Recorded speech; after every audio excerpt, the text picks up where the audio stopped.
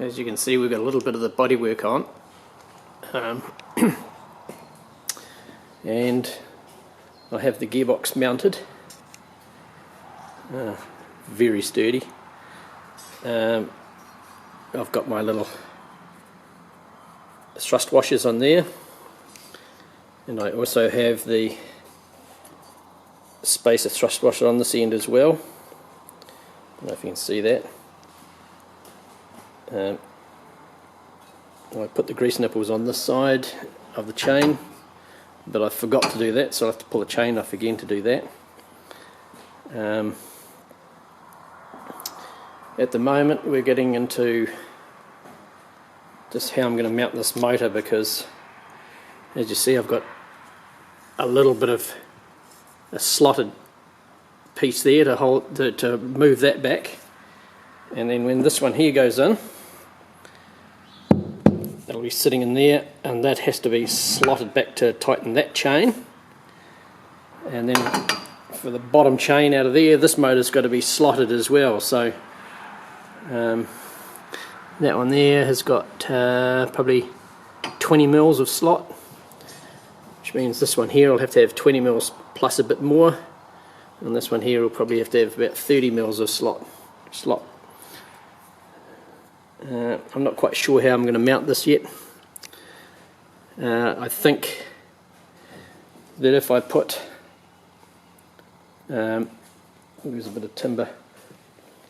I think if I put the timber that way and put a piece of plate off the side of it, that will be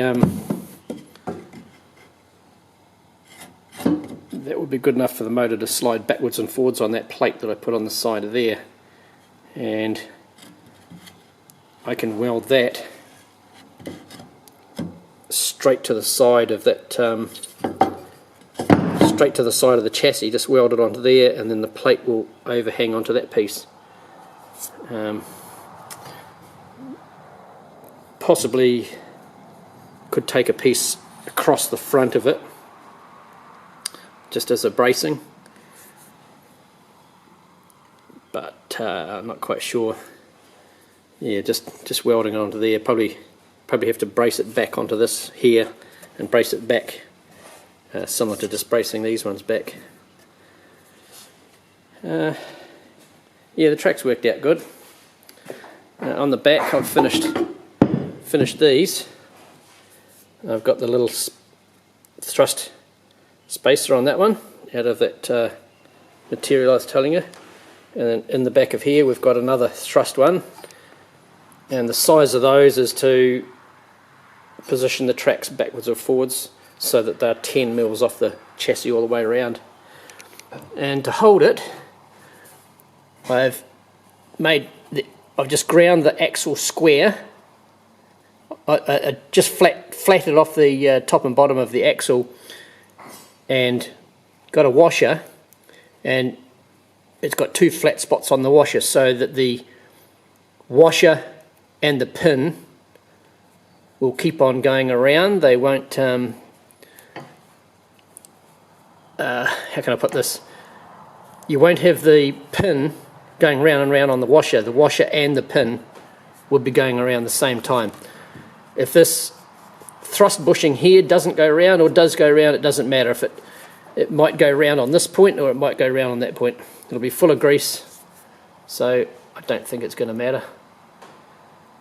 And if those wear out just a little bit, so what? And I don't think they will. They're pretty good material, that stuff. So there's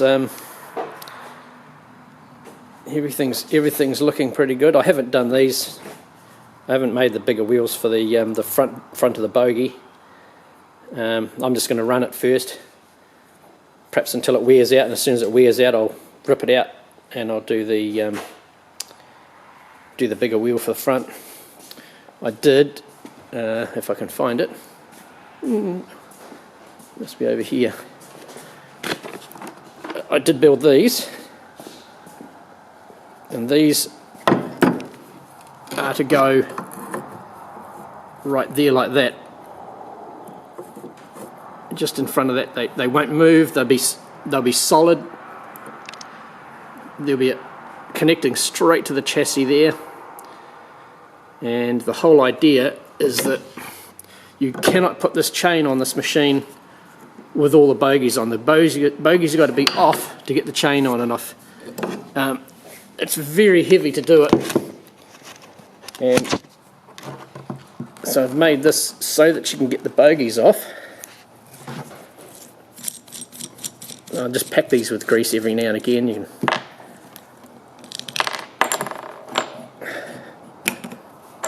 so there's your little bearing inside. I'll just pack that with grease each time I put it on. And here's your spacer. That's your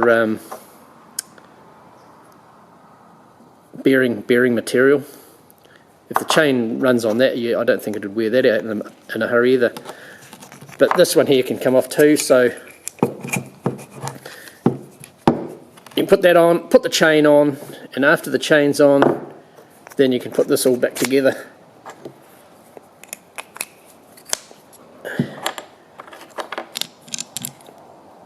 And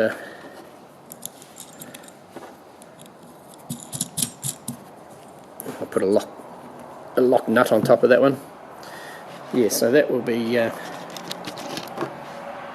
that'll be sitting there. It doesn't have a lot of side play, that one. It only has probably 5 mils at the very most side play, and that should keep the chain right on the middle. So I have to put that on, and then after I've got all this framing done, I might put the plate on the bottom. The plate will only come back to about here, and the bottom piece here, the rear of the motor, that'll be open because a lot of this hot air will come down through the fins and just be blasted down onto the ground. That way when you're going over tall grass and stuff, not a lot of shit will come inside. It'll be a bit easier to clean it back here. So the other thing is I might build these sides up a little bit so the sides are above the tracks, and that way I can put there'll be a mud guard over the top of the track about that far out. It'll be a 100mm mud guard coming down the front and just down on the same angle as that. I'll do it. Other than that, next video I'll show you, we should have all the engine mounts, the chain transfer mounts all on.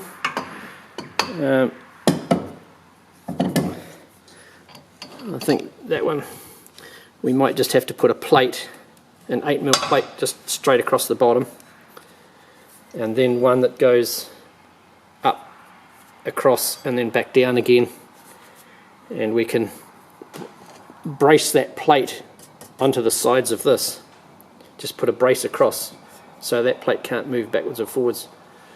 There'll be a little bit of power on there if it's doing some grunting, so it could want to bend that shaft backwards or forwards. Up and down's not a problem. Well, probably at the rate I'm going, I should have another good video out by next weekend.